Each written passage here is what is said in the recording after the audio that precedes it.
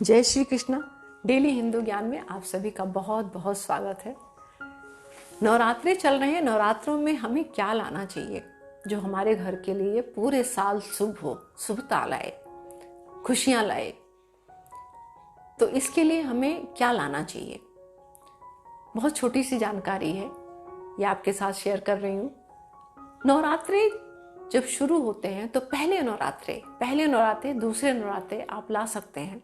पूरे नवरात्रे 9 दिन में, वैसे पहले दिन ज़्यादा शुभ होता है। तो पहले नवरात्रे आपको क्या, चांदी का सिक्का। चांदी बहुत शुभ मानी जाती है, चांदी लक्ष्मी का प्रतीक मानी जाती है। तो चांदी का सिक्का आप ला सकते हैं घर में। चांदी का सिक्का आप खरीद के, क्योंकि नया साल है ना, नया साल है और इसका पहला दिन है। तो कहते हैं जो जो काम हम लोग नए साल में पहले दिन करते हैं, वैसी भावना, वैसे विचार हमारे पूरे साल बने रहते हैं, उसका फल भी हमें वैसे ही मिलता है। तो आप अगर हो सके, सामर्थ्य है, तो चांदी का सिक्का ले आइए घर में। इसके साथ साथ आप दूसरी चीज, पताका, झंडा, ये भी ला सकते हैं। नए साल पे बहुत लोगों के घरों में घर के ऊपर ऊंचे से ऊंचे स्थान पे लगाया जाता है झंडा। तो मंदिरों में भी और घरों में भी जो लगाते हैं झंडा, वो इस दिन उस पुराने झंडे को उतार के नया झंडा लगाते हैं। अगर आपके यहाँ पुराना नहीं लगा हुआ है तब भी आप नया लगा सकते हैं।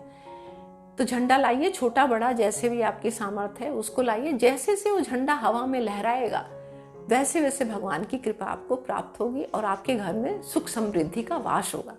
लक्ष्मी जी प्रसन्न होती हैं, विष्णु जी प्रसन्न होते हैं, क्योंकि झंडा जब आपके घर के ऊपर लहराता है तो विष्णु जी जो है वो बहुत खुश होते हैं।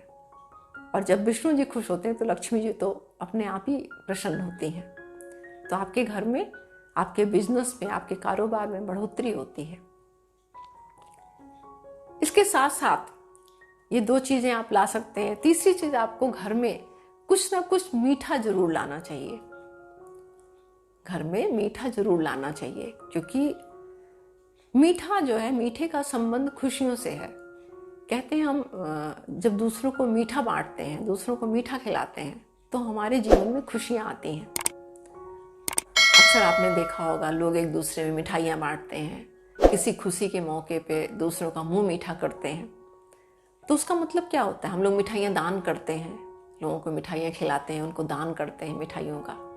इसका मतलब क्या है कि जितना हम मीठा बांटते हैं, जितने लोगों का मुंह मीठा करते हैं, उतनी ज़्यादा उनकी ब्लेसिंग मिलती है और हमारे जीवन में खुशियाँ आती हैं। तो पहले भी जब हम लोग नया साल जनवरी में मनाते हैं तो जनवरी में हम लोग मुंह मीठा करते हैं, लेकिन अब जनवरी का इतना ज़्यादा प्रचलन हो गया है कि लोगों को लगता है भाई यही नया साल है। लेकिन सच में तो नया साल ये नवरात्र का पहला दिन, पहली जो नवरात्र का प्रतिपदा होती है, ये नवरात्र का पहला दिन। गुड़ी पड़वा मनाई जाती है, आपको पता ही होगा।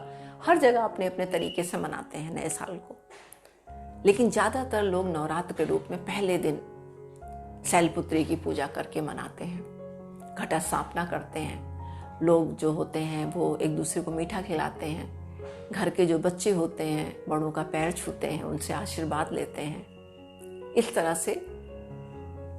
और मौसम भी ऐसा, इतना अच्छा मौसम होता है, ना गर्मी होती है ना ठंडी होती है।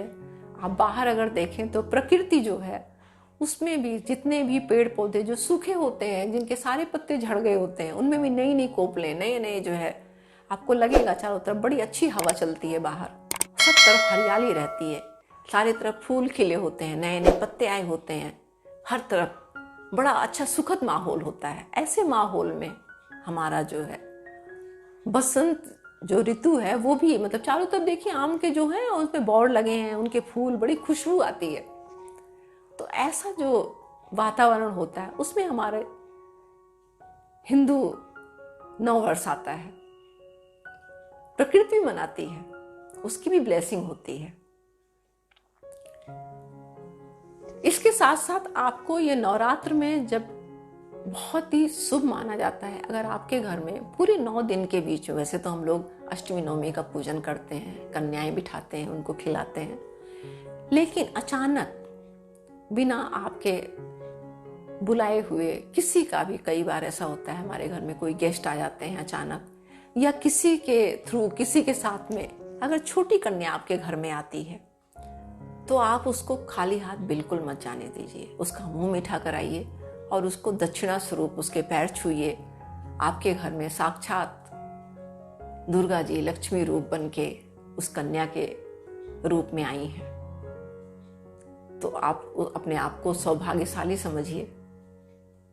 ये एक माता रानी की कृपा है जो इस रूप में आपके घर में आई है, तो उसको कभी भी खाली हाथ मत जाने दीजिए। उसको खुश करिए और हो सके तो उसको अपने पूरे घर में फेरा दिलवाइए, घुमाइए।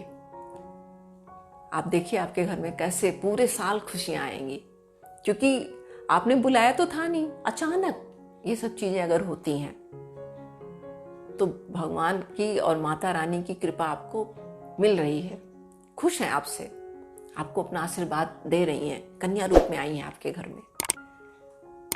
आपको इस दिन घर में तोरण जरूर लगाना चाहिए, बंधनवार, मेन गेट पे बंधनवार लगाइए।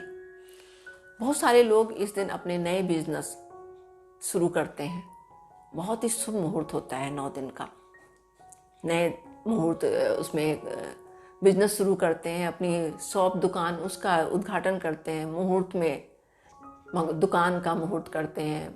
बच्चों को, जो बच्चे पढ़ाई वाले हैं, पढ़ने वाले हैं, जैसे कि अभी आजकल जो है एग्जाम भी चल रहे होंगे, इस दिन उनको पढ़ाई जरूर करनी चाहिए। सबसे पहले अपनी किताब को लेके बैठें और माँ सरस्वती, क्योंकि तीनों देवियों की पूजा होती है, तीनों देवियों की पूजा होती है,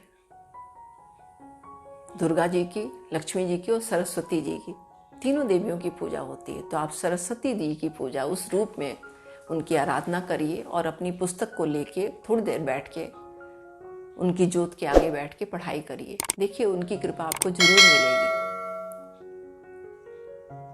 आप जो चांदी का सिक्का लेके आए हैं इस दिन, तो उसको माता रानी के चरणों में चढ़ाइए और चढ़ाने के बाद 9 दिन वहीं पड़ा रहने दीजिए उन्हीं के चरणों में। उसके बाद उस सिक्के को लेके अपनी तिजोरी में रखिए या अपनी पर्स में रख सकते हैं, अपनी धन वृद्धि के लिए। तो ये चीज आपको नवरात्रों में इस बार, अगर अभी तक आपने कभी नहीं किया है तो नवरात्रों में इस बार जरूर करिए, और करने के बाद फिर अपने जीवन में इसका फल देखिए, अंतर देखिए कि माँ की कृपा हमें कैसे मिल रही है। तो आज बस यही जानकारी के साथ अपनी वीडियो को ही समाप्त करती हूँ। मिलती हूँ एक नई वीडियो में नई जानकारी के साथ, तब तक के लिए नमस्कार।